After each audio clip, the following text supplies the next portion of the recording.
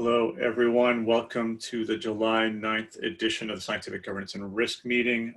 This meeting is going to be special for two reasons. One of them is we have some weighty concepts to discuss. And the second is that this is the 100th governance call we've done, number big 100. Our centennial, is that what this is? How did we get here? What are we, where are we going? What does that mean? We're not going to get into any of those topics today. I was hoping to do skits, perhaps a virtual cake retrospective.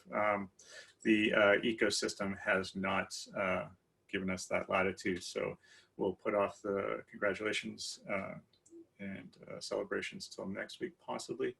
This week, we are going to talk about governance at a glance. We're going to talk about the weekly MIPs update. We're going to have LongForWisdom jump in and tell us about the submission reviews for this, this most recent cycle. Mariano is going to talk briefly, very, very briefly, I hope, about liquidations, the TUSD updates. Nik is going to come in and give us some updates about the oracles, and then we are going to spend the bulk of the meeting talking about the PSM, which I believe is probably the main draw today. I am not going to dig into that too, because there's we'll get into the introductions and preambles and or context setting when we get to those sections, but it's important that we get this show on the road. So I am going to immediately. Actually, do you know what? I can't resist some preambles. We desperately want to hear from the ecosystem. Lots of smart people on this call. Do not be shy. Jump on the mic if you have a question. Type your questions in chat. Please keep in mind, though, that the conversations that happen in the sidebar don't make it into the public record or the historical memory of MakerDAO. So if you have something smart to say, please consider asking it on the microphone so we can try to minimize the number of calls that we're having during this call, so we can all join in on the same convo. That's the end of the preamble. So I'm going to hand it off to you, LongForWisdom, for governance at a glance. You know what? Second preamble. Sorry, man. There's going to be a shot clock for each one of the presentations. So please try to keep your segments to 5 minutes or less if you can. All right. And with that warm welcome, LongForWisdom, you want to tell us about governance at a glance? Sure. Yep. I suspect it's going to mostly be things people already know about, but I will go over it anyway. Cool. So I guess the most active discussion is the discussion around the PEG stabilization modules. So we're going to go into that a bit later, so I'm not going to belabor the point now.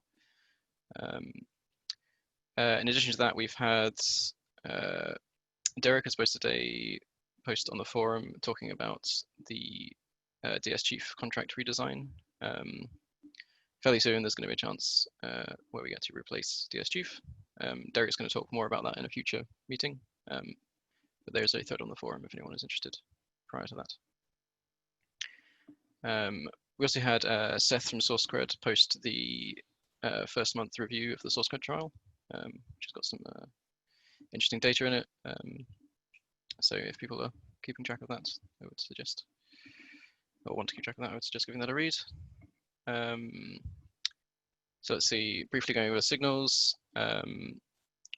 The main two signals we've had this week, again, leaving aside the PSM thing. So first we had Joshua Pritikin asking whether we should consider increasing the duration of the GSM delay up to 24 hours to help protect against governance attacks. So that's currently on the forum. And then we've also had Lev or Ekravel on the forum asking if Maker should signal to Compound that we would prefer if comp rewards to be turned off for DAI because of the effect it's having on the PEG. So both of those are up in the forum currently. And additionally, so this is not really news to anyone here, but the previous signal request to adjust the WBTC debt ceiling at risk premium passed. The debt ceiling has already been used up, but just giving a summary of that. All right, so I think that's everything. Keeping the theme with the quickness. So back to you, Rich. I appreciate your brevity, Mr. Wisdom. Handing it off to Charles for weekly MIPS update. Charles. I'm trying something new this week. Could I share my screen? Just a short presentation to make it more visual for people. Yes, you may. There you go. You show the power now. Thank you.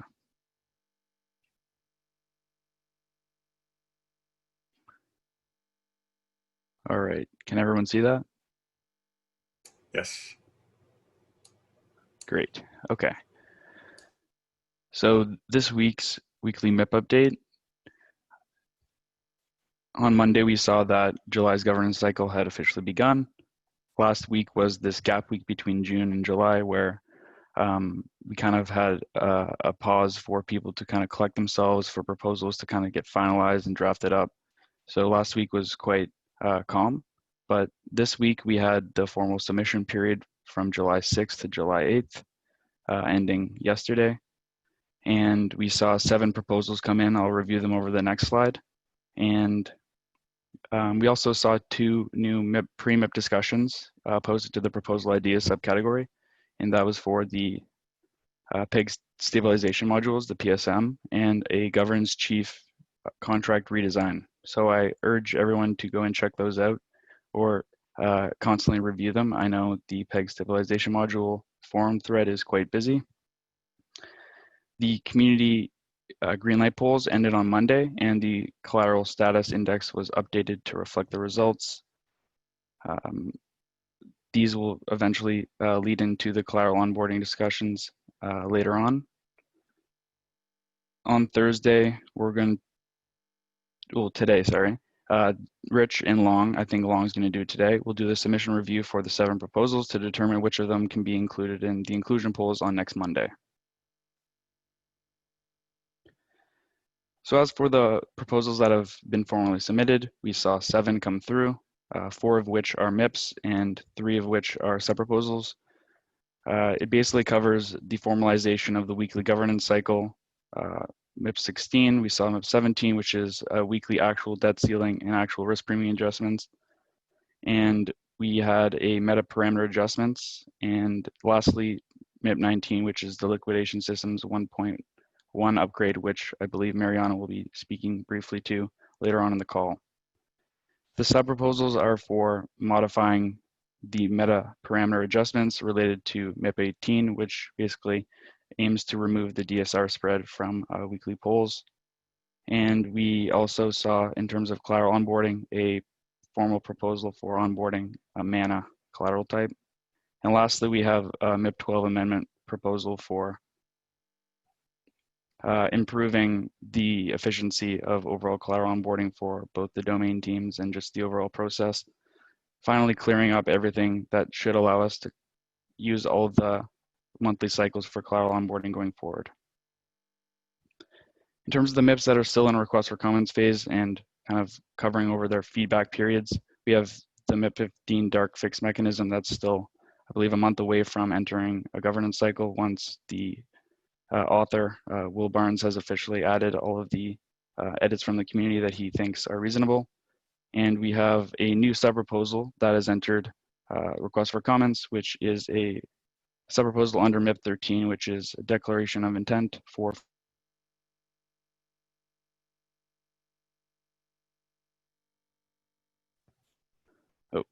got unmuted. For forward guidance posted by Akiva. If we have time at the end of the call, he can speak to that. And then MIP 14, which I believe is still in request for comments because it was rejected from formal submission and is going review from the community. So next week's activity, we'll have the inclusion polls go out on Monday for all the proposals that are officially approved by the governance facilitators today, and they'll run until July 16th at noon. And then on Thursday, we'll have the governance facilitators perform that inclusion poll review to determine which of the proposals should actually be included in the governance poll the following Monday. In terms of other news, like I mentioned, we will be seeing MANA go through the governance cycle this month. It will indeed go through the monthly cycle, and we'll also see LEN go through the weekly cycle. And this is due to an issue with MIP 12 requirements that are actually getting fixed this month with the MIP 12 amendment that I mentioned earlier, ultimately allowing collateral onboarding to use the monthly cycle going forward. And this month's collateral onboarding community greenlight polls will go live on Monday, July 20th. This will happen in the third week of the governance cycle, ending by the end of the cycle, as opposed to the former process that we use, which made it carry over to governance cycles and reduce the efficiency of overall collateral onboarding. So that's my bit for today. Again, I urge you to check out all the proposals that have been formally submitted in the forums, and I will be posting my weekly MIPS update this week as well, recapping everything I just spoke about.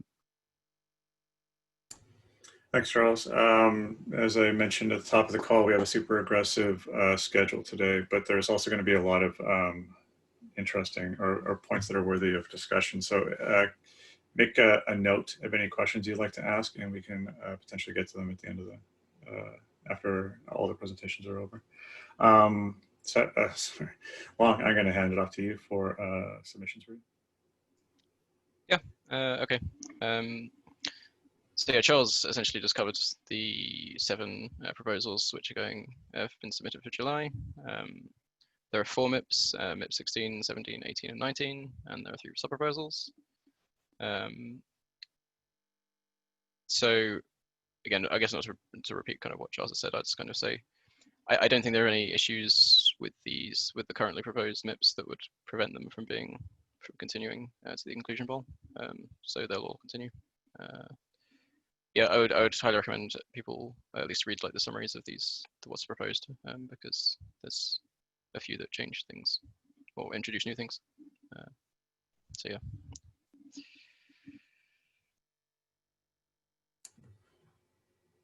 Are you good? That's it. Yeah. That's it. Okay. I mean, yeah. All right. Thank you, LongForWisdom. Submission reviews, check. Mariano, to the smart contracts team. You want to tell us a bit about liquidations and TUSD? Yep. Thank you. So yeah, liquidations 1.1 that finally got into the monthly governance cycle. So that's going to be voted on at the end of the month. You all should know this by now. I've talked about it plenty of times. It fixes a couple of things, double liquidity needed for all of our auctions, the flip, flop, flop, collateral, debt and surplus, plus fixing the bug that we saw in March where debt auctions could be stuck. There's a lot more information in the MIPS write-up, which is over here. This is this is not a big change, but it will mean that the smart contracts, there's going to be new deployments. So anybody running a keeper, things like DeFi Saver, even our internal UIs, they will all need to be updated to the new addresses. So we are going to have like a more aggressive message in the coming weeks, giving out, the deployed addresses and everything, so people can switch on time. Other than that, there's not a lot more to say about it. And if you have any questions, like ask me here or find me in chat or in the forums. And I do want to give an update on TrueUSD. We have Lucas Manuel from the Smart Contracts team working on reviewing the latest implementation. So now we are in touch with the TrueUSD team, and they are going to do another upgrade to their token in less than 2 weeks. But this time they already deployed the code for us to look, give it a look before and give our recommendation whether we feel that it's safe. And if we do, so this is ongoing. If we do, we're going to recommend that the community reactivate TrueUSD using a weekly governance cycle. So maybe next week or the week after. And this will also guide us, in the future for how we are to work with other tokens that feature this, proxy upgrade system. So yeah, that was an announcement of an announcement. We don't have anything concrete with TUSD yet. We're going over it, but yeah, I think we'll have more information next week. And that's it. All right, thanks, Mariano. Really interesting to watch the TUSD situation evolve. It has implications that they're not going to be the first nor the last tokens to upgrade their contracts. Let's, you know what, I'm going to rearrange the agenda slightly. Nick, do you want to talk briefly about the oracles, and then after that we can get into the PSM? Sure. I'll be very brief since I know we got a lot of stuff to go through. I wanted to give a quick overview of what two of the Oracle proposals that we've seen come in on the forum recently that we're going to be tackling this month. Keep in mind that because we haven't done the refactor for MIP 10 yet, it's a similar situation to what we're doing with Lend, where these will officially be going through the weekly cycle rather than the monthly. But we will try to align them timing-wise with the monthly cycle, just to kind of keep up a systematic way of how we go through these proposals. So the first is that we have an application from Argent to become a light feed. So I'll be doing the due diligence on the information they provided in that proposal and posting that early next week. The other thing is we have a proposal from Kyber to create a KNC ETH oracle for them that they will use for their kind of buy and burn model for the KNC token. So we're going to be doing that as well. And the third is a proposal I haven't published yet, but that I also want to publish early next week, is that we're starting to add a lot of feeds, right? So the number of feeds that we've had has gone up considerably, right? So in single collateral DAI we had I think 14. Now, right, for the launch of MCD we were at 20, and now we're at 24, right, with the ones we recently added. 25 if Argent gets ratified to be a feed as well. And I'm working with a couple other groups in the background that are interested in applying as well.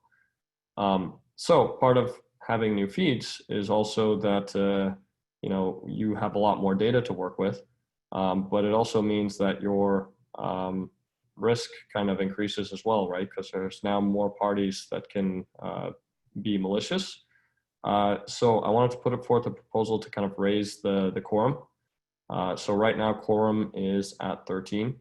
And so if we had that quorum of 13, right, with 20 feeds, if we want to kind of keep that ratio, or at least like a similar ratio, I'm thinking we should at least raise it to 15, possibly even 17, kind of moving forward. So I don't think that's very controversial, but it is something that we kind of need to have a discussion about, right? So I'll post that proposal early next week, along with the reasoning, and we'll talk with Charles if that kind of stuff can go through the weekly, or if it has to go through the monthly. In which case it would get pushed back to the August cycle. All right, thanks, Nick. Looking forward to those discussions. Maybe when you kick them off, some indication of the urgency in them would help us to determine which cycle it falls into. But thanks for the update. Useful. Kiresh has an update on WBTC liquidity, and I'm willing to allow it, predicated on the fact that he promises it'll be less than 2 minutes. So let's see whether that's the case or not. It's less than 2 minutes. Thanks, Rich. All right. So Bittrex is launching a WBTC, BTC, ETH, and USDT pairs, I think later today. And also Alameda Research, Swipe Wallet, and Three Arrows Capital are becoming WBTC merchants. So we're expecting that to help with liquidity quite a bit. Just wanted to give that an update to everyone. Thank you. All right, that's interesting feedback. So I guess this speaks to potential WBTC debt ceiling. So if that could be added to ongoing discussions in the forums, so it's a bit stickier than this call, that'd be great. Appreciate the update though. Wouter, there we go. It's on to the big show. I'll let you take it away with the presentation. If there's no high-level context in the presentation, can you maybe make sure everybody understands what it is we're talking about? If that's already covered, feel free to ignore me. Yeah, I think we will cover that. At least that's the intention. If it's not clear enough, then feel free to ask. How long should I be taking for the presentation? And then we have Q&A, I guess. Yeah, sky is kind of the limit here. 25, 30 minutes would be over, cutting it close, but yeah, you have time to dig into it. This is kind of the main. Well, then let's get through the presentation pretty fast. I think it's a good overview. Many people will already know what's in it, but then we can have a discussion. So let me share my screen. I can't share my screen, Rich. You have to. Yes, our InfoSec is extremely sophisticated. There you go. You should be good now.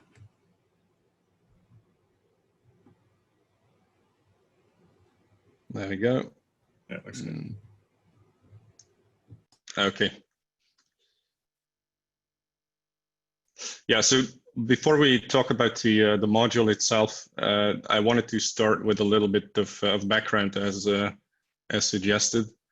So the place where this came from really is due to the long-term goal that we try and keep in mind, and the long-term goal here is to have decentralization at scale through diversification.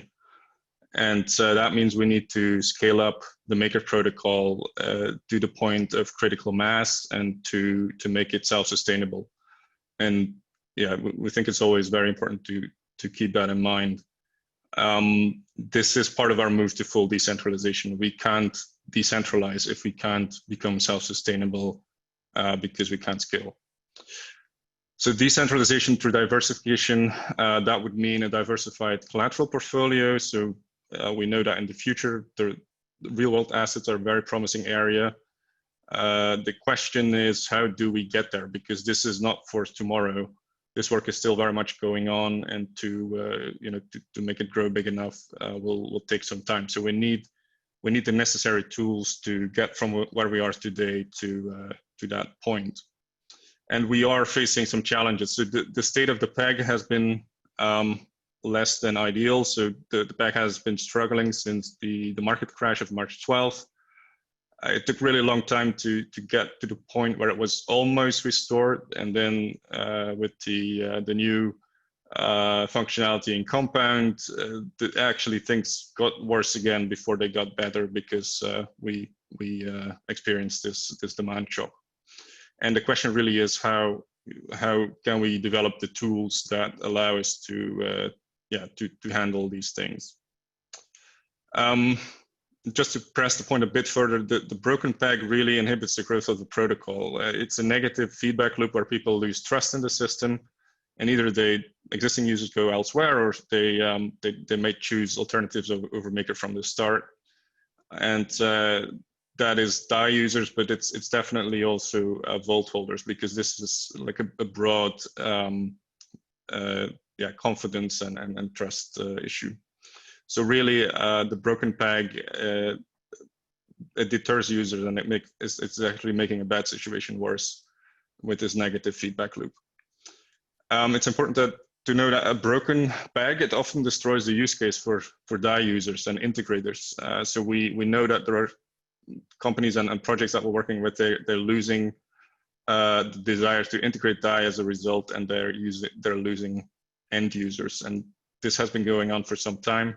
As I mentioned, with the broken peg not seeming to move in the wrong direction, this is becoming urgent. Surveys show us that decentralization, which is the main selling point here of DAI, it's very important, but it only matters if we have a well-functioning peg. Definitely for real-world adoption, if you know, if the currency is perceived to be unstable, then really doesn't matter a lot that you're decentralized. You need to have both. So the concern that we've heard is that the governance community is not taking this seriously enough, because it has been quite some time now since the peg has been broken, and yeah, we're getting a lot of questions like, what are we doing to deal with this? So here enters the peg stabilization module. It's actually quite simple concept, but the consequences are sometimes hard to wrap our heads around, and that's a tricky part. So the functionality is quite basic. With the peg stabilization module, any user can use the module to exchange stablecoins for DAI and vice versa, up to a certain limit that would be set by governance. And the way that it works, so exchanging DAI for stablecoin means that the system generates a DAI and it takes the stablecoin as collateral. And in the other direction, people can take out the stablecoin until the buffer has run empty. And yeah, we've been looking into the implementation of this. Technologically, it's possible to define a fee in either direction, so not necessarily one-to-one. We can also define not just one bucket with a limit and a fee, but multiple of them, and create these bands. And it's possible to support any stablecoin really that would also be feasible for collateral for vaults. The considerations that we've made for this, so this is designed to be a new and effective tool for MakerDAO monetary policy. We hope that it can help create these buffers to deal with the kind of demand shocks that we're witnessing today. It allows for low friction arbitrage between DAI and other stable coins, more so we believe than vaults with USDC and other stable coins as collateral. And it can even potentially replace the USDC A. I think that's the biggest candidate, but maybe even the B type collateral.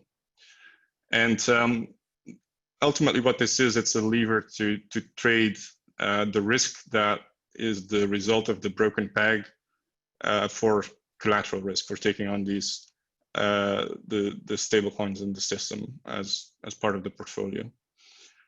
The fees, of course, they may be an additional income for the protocol, and it's up to governance as always to determine the right risk parameters and the balance. So where we want to strike that balance of, you know, taking risk away from due to a broken peg versus the diversification of the collateral in the system. The system has been compared with standard vaults. So what really are the similarities and the differences?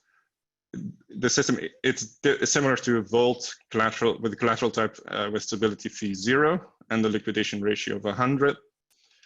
The big difference is that the peg stabilization module, that should be, the funds don't have individual owners. So a vault is owned by a specific user, a specific address. For the funds in the module, that's not the case. So the system really owns the funds, and any user can come in to make trades instead of only the vault owner, as is the case with vaults. And of course, this is part of the reason why it removes a lot of friction. The fees, they can be compared to a one-time stability fee that is paid in advance. And then finally, technical detail. Under the hood, it can be implemented as a module that we already have, that already has been battle tested, which is the side-to-DAI migration module. This one is no longer active, but the mechanism is actually exactly the same. So that one, it took SAI, put it in a vault, and generated DAI against the SAI as collateral. And indeed, this is the same mechanism with some added features like the fees on top.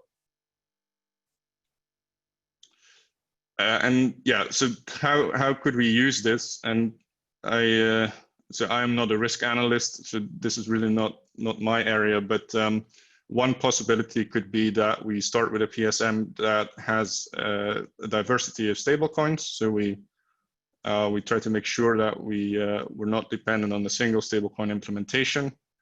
we may start with actually few bands with relatively high fees. So for example, 5%, 6%, and then see if that can act as a buffer to keep the peg below that fee level of 5 to 6%. And this might support the market makers who can then further maintain the peg within that 5 to 6% safety zone. And then over time, as we get to know the tool better and understand the consequences, then we may consider reducing not the peg, but the fee and bringing it closer to the peg. So, and that's it for the presentation. It's a pretty advanced system, or at least, as I said, the consequences of it. So I expect there will be a couple of questions. Wouter, sort of hilariously, while you were making that talk, I was making a diagram of where I thought the risk of this system was, and it actually speaks to this last slide. So I don't know if you want me to like share my screen just so that we can kind of drill home this last slide or not, but sure, we can have a look at the diagram. All right, Chris, you should have the power now. Yeah, let's see. Share screen. I'm not sure whether you can see his control though. Wouter might have to give it up. Yeah, I don't know.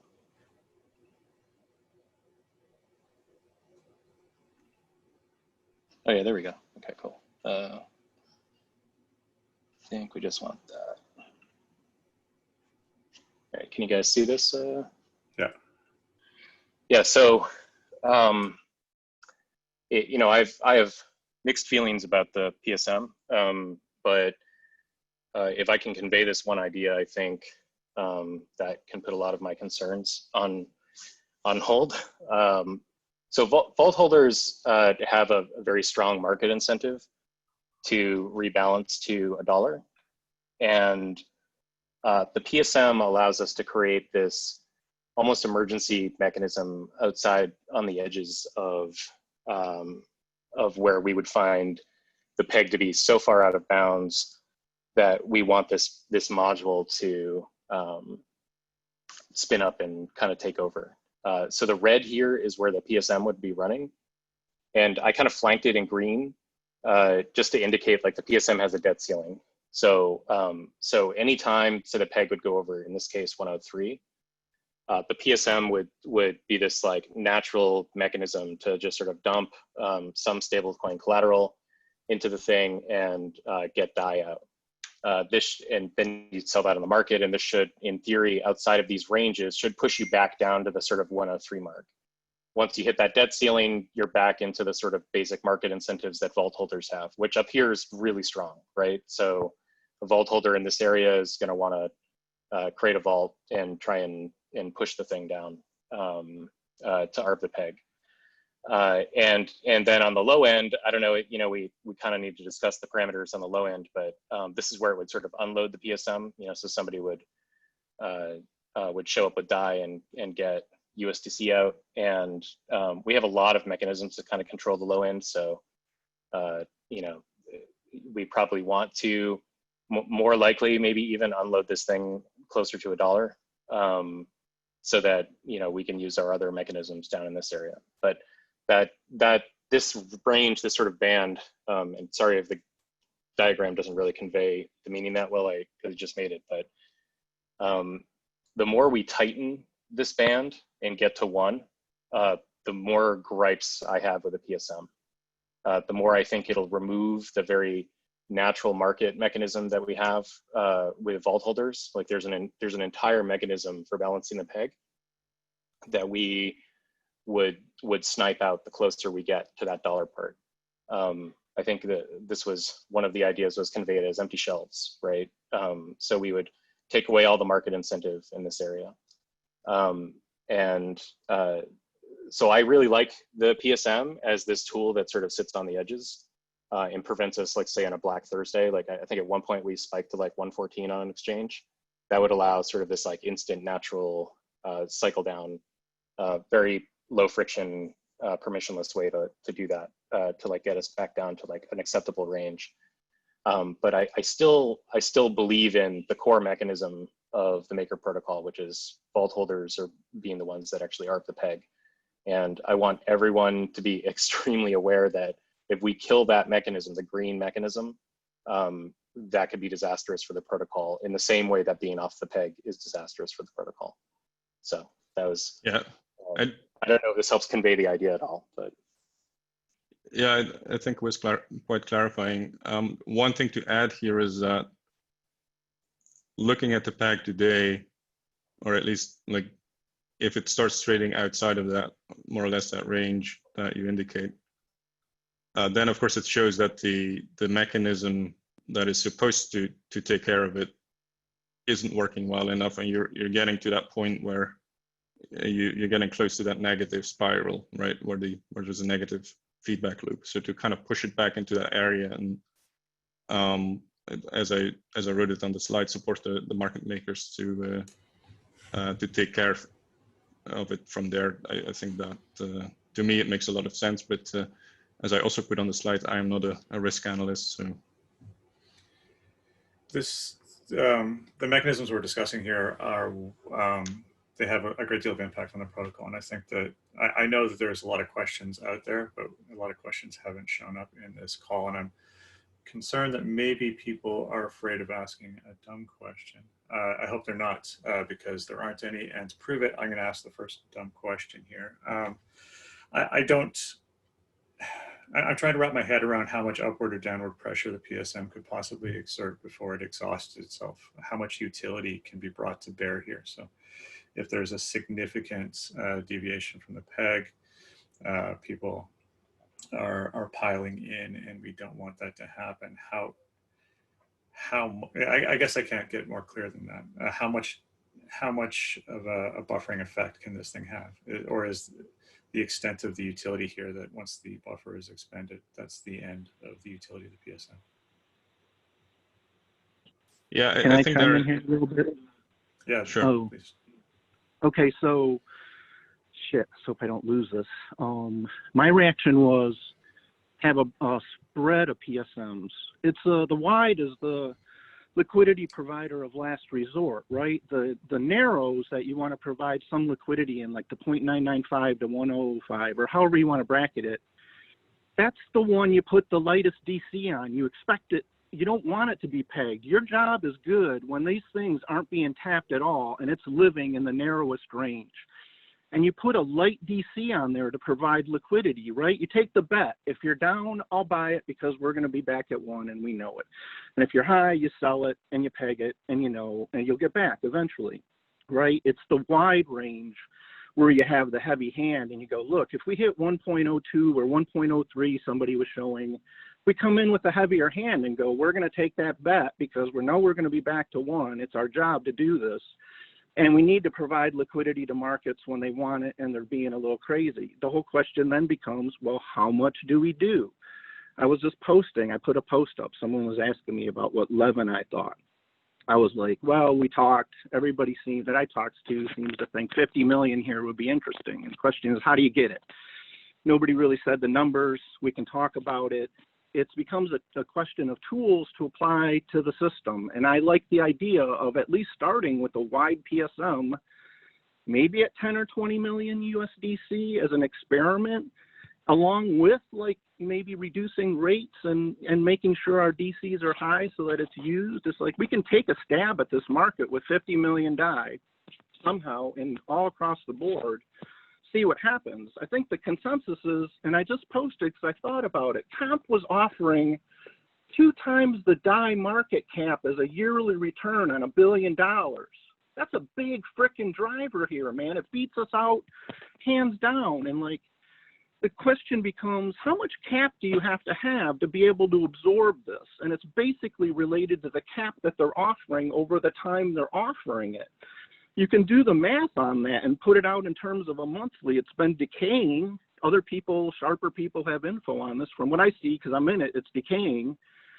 And so this whole mechanism is just another tool in the arsenal. We can debate how much. It becomes then, what else can we do? And I'm like, well, we're back to our normal parameters, which we can debate. And then basically doing something different and then playing in our hand with the last SF we have on WBTC and USDC, which seems to be used. I mean, these are the only things that can pull like 10 or 20 million around, because I'm in these markets too. I trade them, and so that's kind of where we're at here on this one. And so we can debate the numbers and how much and what to try and what to do, but you know, I'm back to trying to understand what PEG is doing to everything. And if we really want to do something about it, you have to do liquidity, which was the first thing I came and talked about here. It was like, how do you deal with liquidity? So I will leave it to the rest. And that's kind of my comments on that one. One thing before I go, I want to make a plug for the poll on the compensation plan. I just have an informal poll up, and then eventually we're going to do one on chain. So I just wanted to do a plug for that and kind of get that out of the way, just so that we can, even if we move at turtle's pace, we can move forward on this in some way, one way or another. So that's it from me. All right, thanks, MakerDAO. We'll be getting into the compensation stuff next week, I think, once our agenda clears up a bit. I'm still confused. So, Chris, you had a comment in the chat. If you wanted to read that out. Otherwise, yeah. I would. Sorry, just let me finish up one second. I'd encourage people. If we're not asking questions about how this thing works, I know that there's strong opinions about concerns that people might have. What happens if this thing doesn't work? So I'd dearly love for the con column to have a voice here. So if we could hear some concerns after Chris is done, I'd appreciate it. Yeah, I mean, for what it's worth, I have a very nuanced love-hate relationship with this. I suggested something similar back in April. It seemed sort of instantly amazing, and then I fell out of love with the idea because I was worried about its sort of chilling effects on market behavior. But yeah, it's also worth noting that if you're a market maker with this, like currently today, we expect a vault holder to sort of see the market incentive. A high peg means an arbitrage, but then they have to lock their capital up, and they have to hope or have faith that the peg will eventually return back down so that they can realize the profits on that arbitrage. While they're doing that, they're the ones taking all this risk. So it's a sort of, I'd almost say like a virtuous sort of risk reward incentive mechanism. With the new mechanism, let's say if we're in the outer bands, you know, no longer, you know, this thing would spin up for market makers where they could sort of instantly turn that profit, right? So they get to take all the profit away instantly. And in the protocol itself, or maker holders are the ones that have to bear the risk until the peg drops back down, which is why I want to highlight these, because I'm concerned in the same way we added USDC-A as an emergency facility for liquidity for liquidations, that governance will see this and eventually say, hey, I really just want, you know, a half a percentage deviation from the peg, or 25 basis points deviation from the peg, and they're gonna lock this thing down, and they're gonna strangle off the sort of free market or more virtuous cycle that would exist there. So that's the sort of big concern, and of course when we do that, we've shifted the entire mechanism from you know, this thing where we charge this sort of rate for custodying these assets over time, and that's supposed to compensate in the surplus buffer. That's supposed to then compensate maker holders with a burn, and that burn isn't just because we like to see the value of our maker go up. That burn exists because we have a risk on the other end of the market where we need to actually mint maker to recapitalize the system. So so this that sort of long hold mechanism, the sort of risk of that is borne entirely by the protocol and maker holders, and we give the profit to these sort of market makers. And so the closer you get to that that like one-to-one peg, the more we kill our existing sort of incentive mechanism, and we create you know, this weird kind of perverse incentive that could be disastrous for the protocol. It's hard to say. I'll let that idea stand. I mean, I've got other objections that I think we should think about. The hard to say stuff that makes me nervous, I think. Yeah, if I can hop in, I think just also like looking at other entities who have gotten more involved in market making, like an example that hops out for me is Japan, and they have been basically making markets in their government bonds. It's, you know, it's tough to step back from this sort of market engagement once you know start it. So yeah, I would just kind of agree on that point that you know, it'll be really tough to pull back some of this support if we do decide to do it. Well, that's a concern that I've heard too, is how do you unwind? And so do people have thoughts about how to mitigate that risk? I think, I mean, this is kind of out of left field, but perpetual inflation, sort of like synthetics, is something that could be considered, like collateral that we want more of, ETH-A, you know, just basically minting and giving these people MKR to mint for us. You know, I think it can create some supply.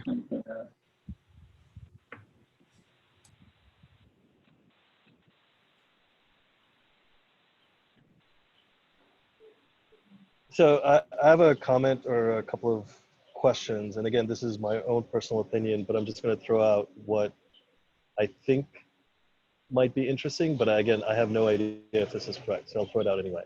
I think having the USD DCA vault at 4% is interesting, but that's for people who want to, market makers who want to take on risk and are willing to ride it out for a year and essentially pay 4% in a year.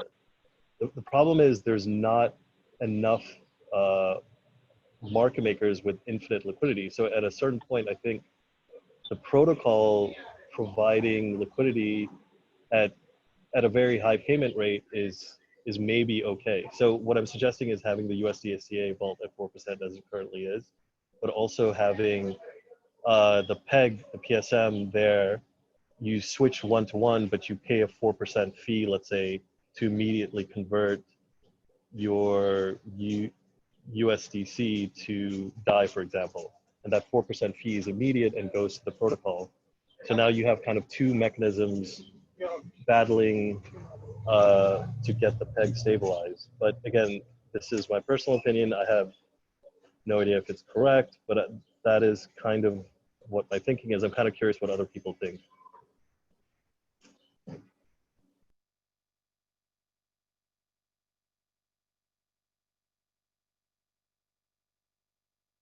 I can add to that. Yeah, so the 4% would go instantly to the protocol and maker holders. So it compensates maybe for that risk over the next year.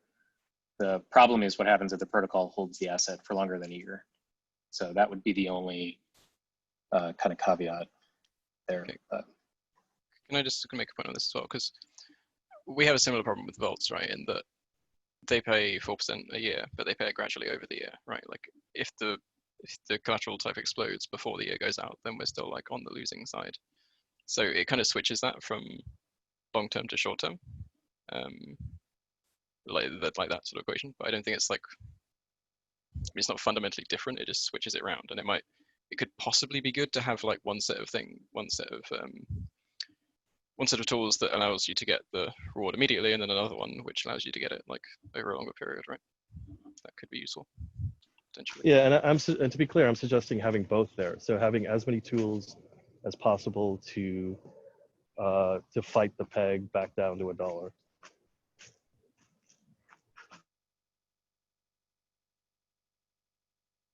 I personally like the idea of somewhere like between 3 to 5 cents. That puts us in a situation where we're basically saying to the community that DAI will not go beyond $1.03 or $1.05 as measured against USDC. That is kind of an open question in the community as to what level we are comfortable with at the peg price. Like, I mean, we were at $1.02 for a few weeks there, and that was not a comfortable place for many people. So I think, you know, we all need to decide where we're comfortable with letting that peg slide to.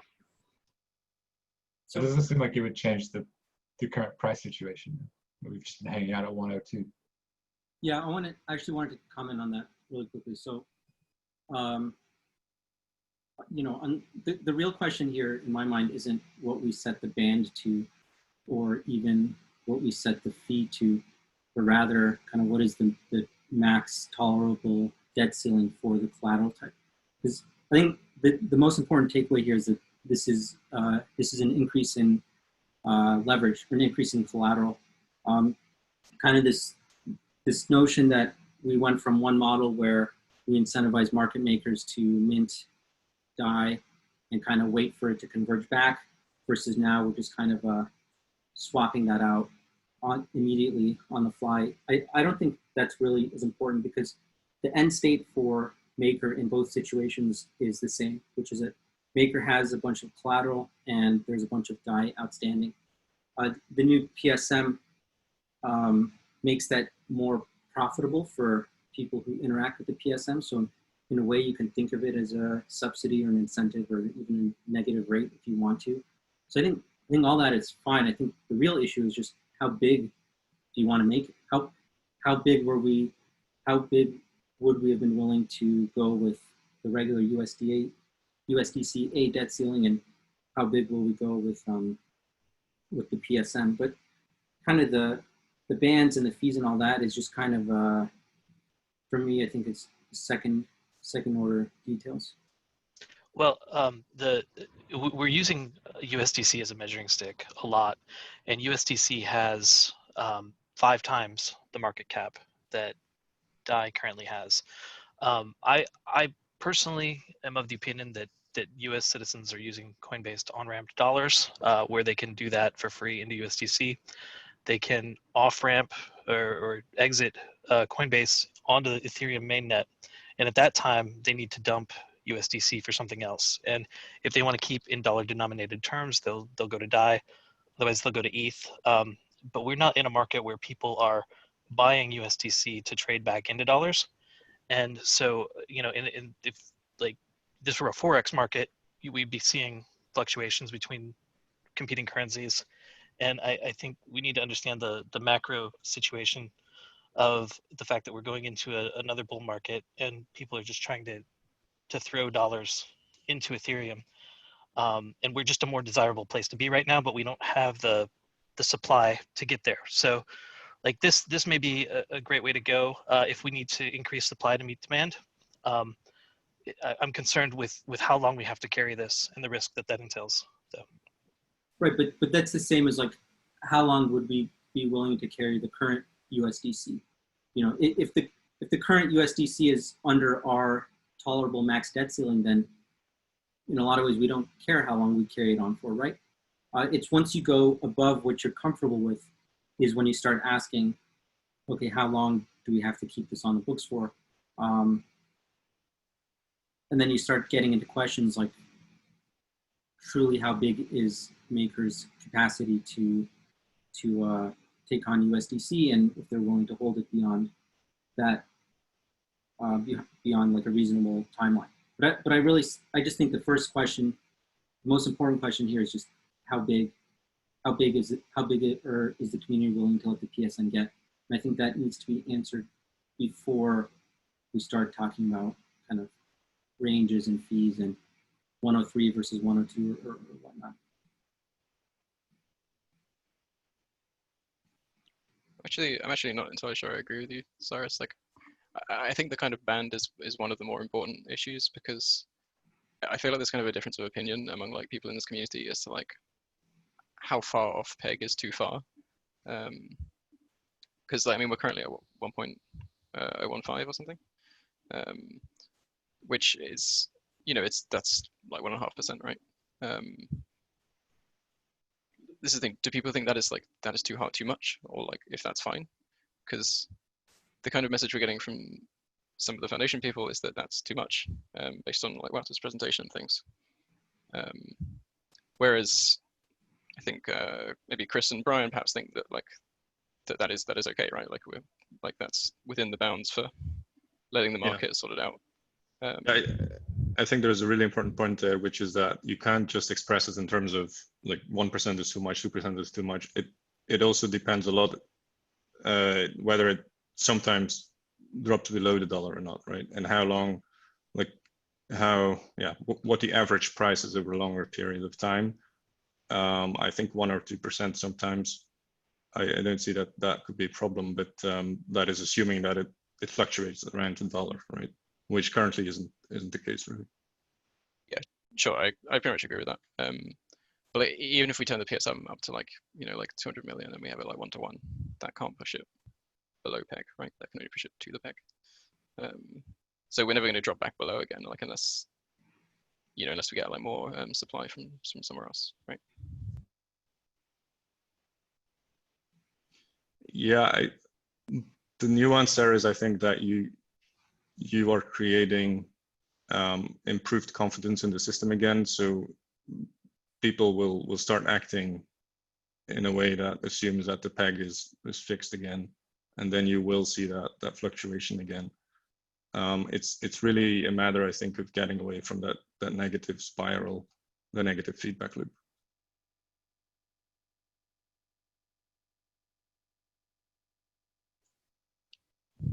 So again, I'm not going to entirely disagree with you, but I think the description of it as a negative spiral is like possibly incomplete, because you're essentially just saying this negative spiral will reduce the demand of DAI, right? Which is obviously not something we want in general. But the system does have measures in that when the demand of DAI reduces, then the price of DAI drops below 1, and we can start increasing, like the DSR and other things to prompt more demand, right? So yeah, that's what I don't think that's the case. Like a system that is out of balance, like overall has a problem with confidence. Like it's not just the DAI users. I mean, as you say, if it were, then the peg would be restored, right? So I think the general confidence in the system, it's much broader than just DAI users. It's not the same. Yeah, can I jump in there just with some context? So LongForWisdom, I think you're referencing a very short-term cycle where we have these levers to pull that affect the DAI peg. But I think the spiral that Wouter's talking about is much more long-term and much more systemic to what we're doing. So if you look at the way that DAI has propagated in the market, its utility is very much derived from network effects via our integration partners. Now, so just some context for me personally, I deal with the majority of our integration partners from the foundation standpoint. And since March, we have seen 6 decentralized applications, not just integration partners. We've had many more that have dropped since then, but 6 decentralized applications decide to use USDC over DAI since then. And that's really troubling to me. So when I poll them and I ask them why, they say they unanimously cite the instability in DAI. And what I'm really worried about is that that's tough to overcome, but not impossible if we take the peg seriously. What I'm nervous that we do is that we start attacking them for providing demand in the first place. And I think that's a really dangerous precedent to set, because put yourself in the shoes of one of these startup founders. Imagine they're choosing your product, they're taking a risk on you, and then they're very successful. And you come back to them and say, hey, you're providing too much demand for my product, stop. It's going to provide a massive deterrent for people to integrate DAI in the first place. And it's going to have a really negative effect on our overall network. And if those network effects start to deteriorate, we lose our mode and we lose our competitive advantage. Yeah, so broadly, I agree with that. The kind of point I'm making is that as the demand, as the natural demand decreases, for the reasons you just said, right? Because the peg is too high and it's unstable. That pushes down the demand for DAI, which then allows us to raise rates, which increases the DSR, which then increases demand for DAI again, right? Let me finish, please. Demand decreases. Let me finish, please. So, and at that point, we can then charge offer the DSR again, and all these integration partners are integrating this coin, which has, there's no benefit to holding it, right? As opposed to holding DAI in the things where they can use the DSR and offer interest in addition to their regular functionality, right? So again, I'm not saying you're wrong. I agree with you, it's not ideal if like the natural demand disappears. What I'm saying is there's a chance that will come back again, I guess. Or like the system incentives push that demand to come back again. That's how it's supposed to work, right? Like the reason we're having this problem is because we're overextended on the demand side and we can't keep up on the supply side. So the solutions are either to increase the supply side or reduce the demand side until we can keep up with it, right? So I think that's where the reality is a little bit different, right? Like you need integration partners, you need business partners who put a lot of work, a lot of time and a lot of their investment into building these systems, supporting the product. And you can't go to them and say, oh, well, you know, we're currently off peg, so we're going to more or less shut down your product because it's not going to work anymore for some time. The use case is destroyed for some time. But, you know, come back in January and things will be fine again. That's, I think, where the theory of the economic model clashes with reality. And that is exactly the concern that we hear, that we, as a governance community, we're not enough appreciative of those practical differences with the theory, I think. Okay, that's fair. You say there is a chance they come back. Sure, if you look at like the investment that is needed to support the product, I would say there is a bigger chance that they don't come back, and that seems to be what we're seeing. Maybe, yeah, I mean, a very big cost to doing these kinds of integrations from like just like an engineering and logistics perspective. And, you know, once a project decides, you know, like DAI versus USDC, and they go say with USDC, you know, it's not like they can just flip a switch and go to DAI later if they want to. It's kind of a sticky thing. And then you start to get those network effects that Wouter alluded to, and it becomes nonlinear. Yeah. I think it's also, I mean, this is a very interesting phenomenon that really, I think Mary's thinking a bit more, because like this is very different from vault holders, for example, right? I think people looking for leverage, they will better understand, and their tactics will be more just, you know, they will know like today I can go to this market, tomorrow I can refinance in that market. There you have that mobility, and they would do that. DAI integrations and DAI users, they're very, very different. And it kind of points to the same thing, that we need to consider, yeah, these use cases and that perspective. I wouldn't say more seriously, but more in detail, and realize that it's not the same. It's not a symmetric situation.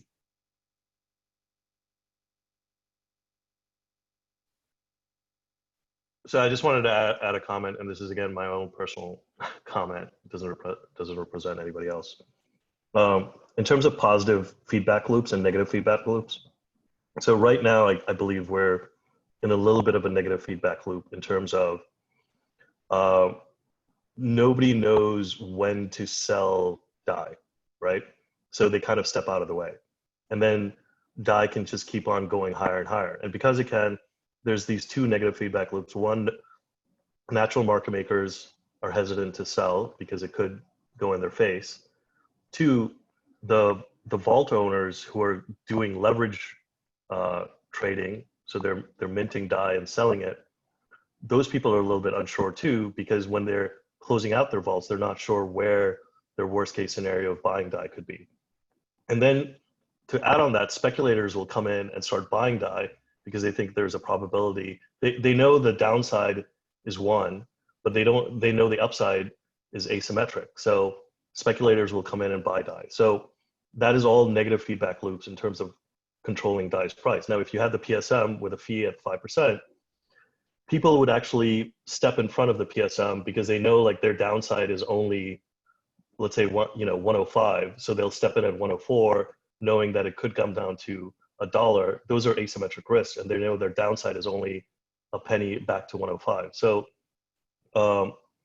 having the PSM and having other tools where people are confident that there is a large market maker at 105, essentially the maker token holders, creates a positive feedback loop to getting the price back down to $1, in my opinion. So I just want people to kind of think about that.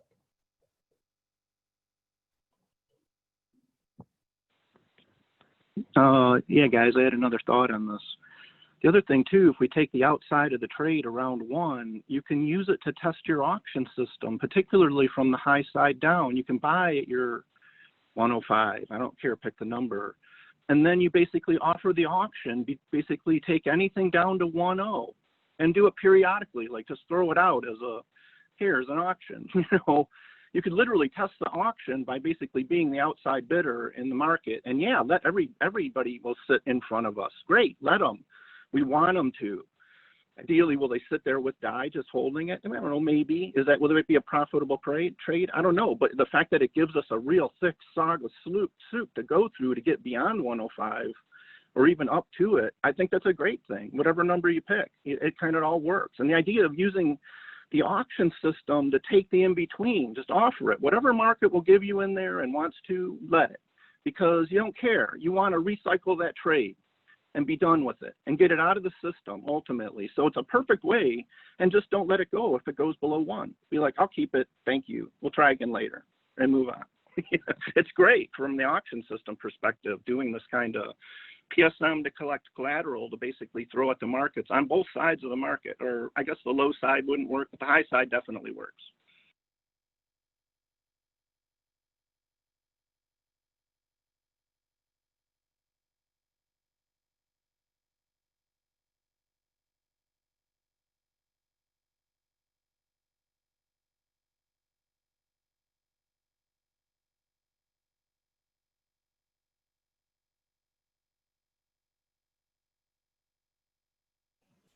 Making pictures on the fly over here.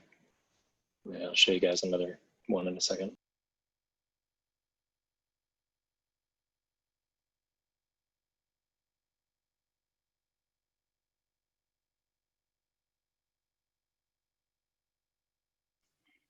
Okay, so William made the points in the side chats.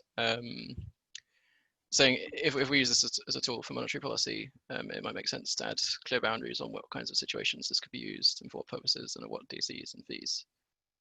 Saying that there's a risk for this to become the default mechanism for price stabilization down the road because the system gets accustomed to easy fixes,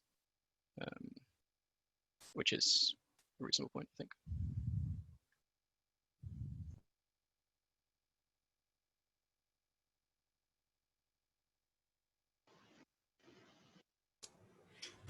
Yeah, so maybe I'm just going to jump in with another dumb question. Hopefully that sparks something out. So I'm not, my strong suit is not game theory. And so I'm trying to wrap my head around where the incentivization mechanisms go in this protocol when there's sort of this soft landing or some kind of appeal to authority back to the protocol where people might, yeah, so I probably should have organized my thoughts before I jumped on the mic, but here it is. Does this allow actors in the ecosystem to sort of exploit the fact that they can play games with the peg, knowing that the protocol is potentially going to pick up the tab at some point, or am I completely off base?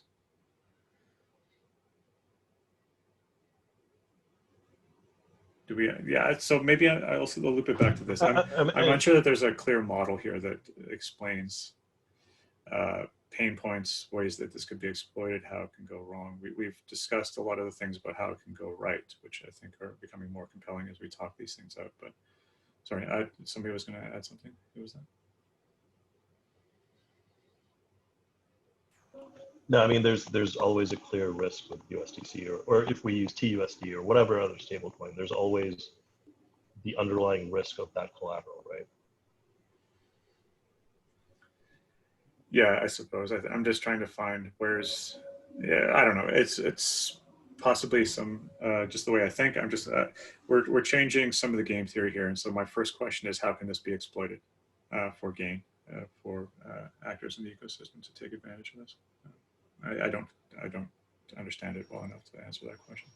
Lev, you're encouragingly unmuted. Yeah, taking advantage. Does anyone believe that the PSM would address the compound, the pressure on DAI from? Your mic is super shaky, Lev. staticky and cutting in and out. What the question was, does the PSM address the comp risk? Is that your question? I think that was all I got, yeah. So just, does anybody want to address that?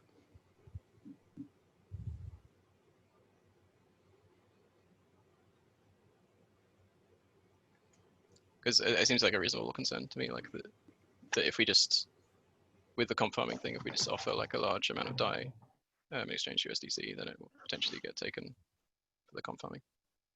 Yeah, that's where I keep on circling back to is this is not an infinite bucket of stability that we're just tacking onto the protocol here, right? Like there's a hard limit to how much of a stabilization mechanism this thing can influence upward and downward pressure, right? I mean, that's determined by the debt ceiling that you put on it, and kind of the gamble of it is you hope that by providing this sort of hard, at least in the situation we're in right now, where there's been this persistent upward pressure on the peg for months, you provide some hard or soft or some sort of upper limit, and you can absorb, you know, X tens of millions of DAI at that, or of demand at that upper limit. And then once you tap out that debt ceiling, you know, there's no more ammunition left, and the peg can then proceed to deviate beyond that point. And there now becomes this sort of moral hazard where governance gets very tempted to expand that debt ceiling, and, you know, DAI becomes more and more a wrapper for whatever stable coins are in that PSM bucket. And that I think is the scenario that a lot of people are worried about, of saying, oh, then DAI just becomes a USDC wrapper or whatever. So I think that's the one that I'm trying to problem without creating other problems. Yeah, I'm not affected. That's the one I'm trying to circle around. And I think that for me, it kind of comes back to some kind of, like, I like numbers. So some kind of back testing where somebody can say, like, all right, in a situation that looked like Black Thursday, a mechanism like this would have benefited us for approximately 2 weeks or 7 hours or something. So like there's a risk reward scenario here that needs to be understood. Like how much downward or upward, how much pressure can this thing absorb? And does that additional window of stability allow the ecosystem to sort of come back to sanity and begin to arb the peg back down where it should be? Does anybody have any thoughts or ideas about? So it's a blunt instrument, but like it's a tool. How effective is that tool, and what situations could it be deployed, and for how long will it be effective? Or these are the questions that I don't quite understand. We don't necessarily have to just keep USDC as the one stablecoin. We can add other stablecoins so that we don't have exposure to just one collateral type, which I think is a desirable property to have in the future if you have 3 or 4 different stablecoins with peg, with PSMs. I also think it's a little bit of a one-sided question, in the sense that it's not really a question of will it fix this. It's a question of will it improve it, and or will it make it worse. And then on the other side, like it's the same way that we reason about collateral types and vaults, right? You don't object to a new collateral type because you think, well, you know, what happens if this grows, like if this bumps into its debt ceiling? Like that's not, it's just one more collateral type that helps. And in this sense, this is the same thing. Like it's one more tool that can help. Is it enough? To be clear, I'm not saying, if this doesn't fix all of our problems, then we shouldn't even bother. Of course not. Like I'm fighting against binary thinking like that all the time. So if it is a useful tool in the toolkit, that's great. I just want to get a sense of how useful it is and for how long that utility would last. And I'm just putting it out there because, not because I'm asking leading questions, is because I'm literally not smart enough to know. And so I would like for somebody to tell me. That'd be. So we could expand. Like we could it's a useful. Hold on one second. It's the same class of risk, right? Like we can diversify stablecoins, but ultimately, like it's going to have the same effect. Like it's kind of I mean, calling it like a USDC wrapper or just kind of like a wrapper for stablecoins is really the risk. And I mean, it just seems like there are other tools in the toolkit as opposed to kind of proposing something that seems a bit new.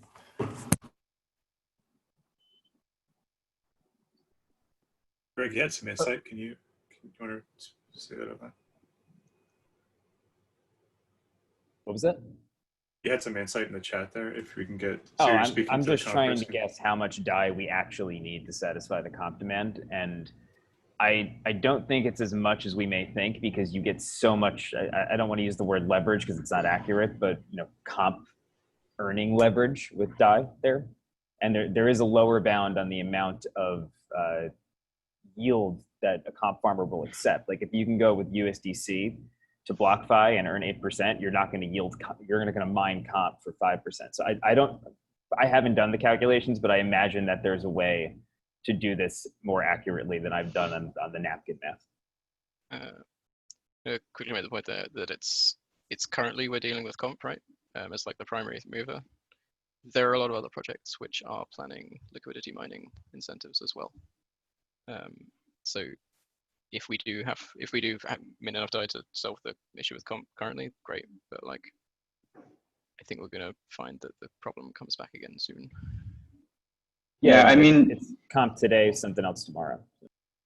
Yeah, so the choice seems pretty clear to me. I mean, it's either we have to grow the stablecoin supply in whatever way, be that PSMs or USDCA or whatever, or the peg's going to break. I mean, we just have to get the supply up.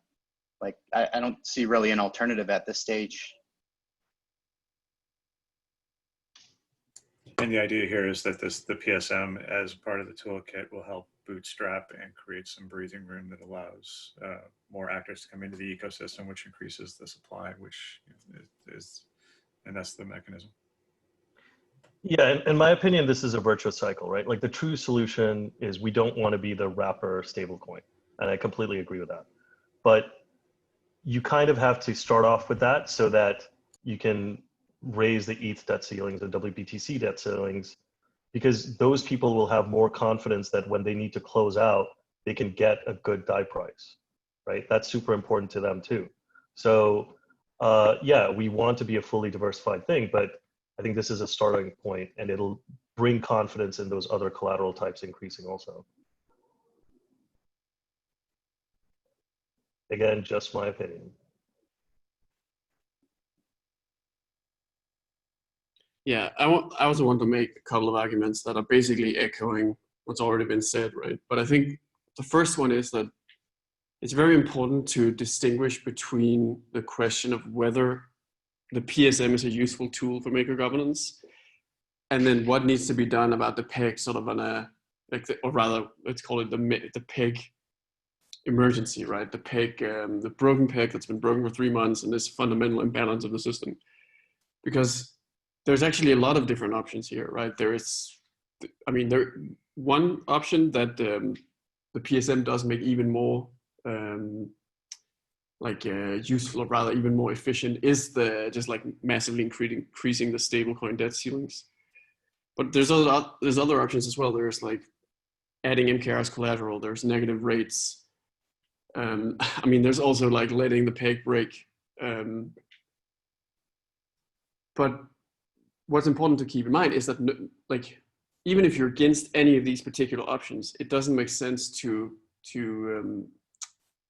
discount the PSM as a tool in all of those situations, unless there actually is a problem with it as a tool. But that's not really, ultimately that's not really what's being discussed, right? Like the discussion is like we're looking at the PSM, but we're actually talking about stablecoin debt ceilings, right? And I just think that it's very important to keep those two things separate, right? That you may be against a high stablecoin debt ceiling, but there's actually still cases where the PSM is going to be a useful tool. And I mean, I think I want to make I think there's one specific example that I've made a lot on like the chat, for instance, that that unfortunately hasn't been much engagement with, but I do think that it's it does make sense to me, right? And that's this idea that if you have a PSM, even with a low debt ceiling, let's say with 10 million or 20 million, like basically a debt ceiling that is not enough to actually like fix the peg, right? So we're not talking about stablecoin expansion. We're just talking about adding a PSM and shuffling the debt ceilings around a little bit. So now there's some stablecoins sitting in the PSM. It still has a very remarkable effect on the entire like structure of Maker and the entire like what's called the paradigm of DAI liquidity, right? Because it does mean that now you're always able to cash out of DAI in extreme, at extreme levels of liquidity, potentially 20 million in one go, and you have a totally guaranteed price for it, right? And that is just, I mean, even when the peg is broken, it doesn't mean that just because the peg is, is right now trading above $1, that doesn't mean that you can actually come as a vault user and you can instantly generate, let's say 5 million DAI or 10 million DAI or 20 million DAI and actually cash that out at any sort of reliable value, right? You really need to have like trading counterparties and you need to be on every single DEX, and it's quite complicated to actually cash out DAI at a good price, even when the peg is broken. And that's where the PSM just totally changes that, right? So, and I think from that perspective, we actually, like, it just objectively, in my opinion, improves, basically the user experience for any type of use of the system, right? But particularly, it's important that it improves it for vault holders, because that's where it does create this, this positive effect that then helps actually fix the real underlying issue, which is the imbalance of the system. And so the last comment I want to make is just on the imbalance of the system itself, right? And I think that's like that no matter what, Maker governance has to actually fix the peg, right? It's complete suicide to actually signal an aversion to fixing the peg and preferring to just leave it broken because none of the options are pretty, right? So basically, because at that point, if you actually signal into the market and it, and the vault holders truly believe it, then you're basically telling them to just run for the hills, right? Because now there's no guarantee that the peg will even hold, so you have no idea what it's going to cost you to actually pay down your vault. And also, it obviously just generally increases uncertainty and even like takes the system on the path of emergency shutdown. So I just think that that's very important, right? And then in that context of like, it's not okay to leave the peg broken, and it's kind of like the one thing the system is supposed to do is to keep the peg, and that's just always been the case, right? Like I just think that there's a number of arguments to be made for different approaches. Like negative rates is kind of like the really classic idea of this is what you have to do, right? But then that's also what's been pointed out earlier, is that in this early phase of the system, that's a lot more disruptive when you're kind of just like eroding all the faith and all the entrenchment that has happened so far. So when you look at things like adding MKR as collateral or adding a lot of stablecoins to the system, it's kind of like, I mean, it's taking a risk in a different way, but it's a solution that actually has a future, in my opinion, as compared to basically saying let's wind things down, right? It's really the question of whether governance and the community expects Maker to move forward or move backwards, right, as a response to this situation. All right, thanks, Vern, for the thoughts. We're at 30 minutes past the top of the hour, so we have about 4 minutes left. This is a long and very complicated discussion. And probably this will not be the last one we have about the PSM. There's some very vibrant threads going on in the forums. I encourage people to get boned up on the particulars. There's decisions to be made about next steps, and I don't know what those are, and I would like for the community to come back and make sure that its voice is heard so we know how to move this thing forward. So please join us in the forum. Might interrupt you there. I already laid out next steps for what we're going to do here, based on the what happened last weekend. So just to share here, in addition to the forums, we're going to spend the next, like, July, I guess, talking about this, right? Like, there'll be a segment in each governance and risk meeting where we can discuss it. Hopefully, by the time we get to the 3rd week of July, we'll have some idea of what we want parameters to be, so we can then vote on them on chain at that point. And then wait, is the week 3rd or 4th week, and then at the end of the month, we'll like, assuming the on-chain polls are successful, then we'll include it in the executive with the parameters that everyone's decided. So that makes sense to everyone, I guess. And yeah, do share if you disagree. Sorry, Karen. Yeah, thanks for that far more detailed recap than the one I was prepared to give. There's things to be explored though. The pros and cons. There's refinements we need to think about and talk about game theory and incentivization mechanisms. We've talked about the toolkit and the benefit of adding incremental improvements to the protocol. So I very much encourage people to join in. Chris has raised his hand to snag the last 2 minutes of the call. All right. What do you Yeah, I don't know. I just thought I'd mention that this is such an amazing project. Like, we're on what, the 100th governance call, and we're discussing about this like very coveted good problem to have, which is that there's a ton of demand for DAI, not just from comp, but from all over the market. And most startups, most companies would die to be in this position. No pun intended, but or maybe pun intended. So I just wanted to sort of call out, and I know, you know, we've got hard decisions to make, and it's going to be difficult to figure out how we scale, but this is the right set of circumstances that we want to grow this project. And it's exciting to be here. It's exciting to do this with all of you guys. So yeah. No, thanks for that. Ending these calls in a positive spin. It hadn't occurred to me in the past, but maybe we should do that more often. Thanks, Chris. It's a great addition. All right, that's it for the call. Thanks, everybody. This will be posted to the YouTubes very soon. And please, let's continue the discussion in the forums. All right, thanks for joining us.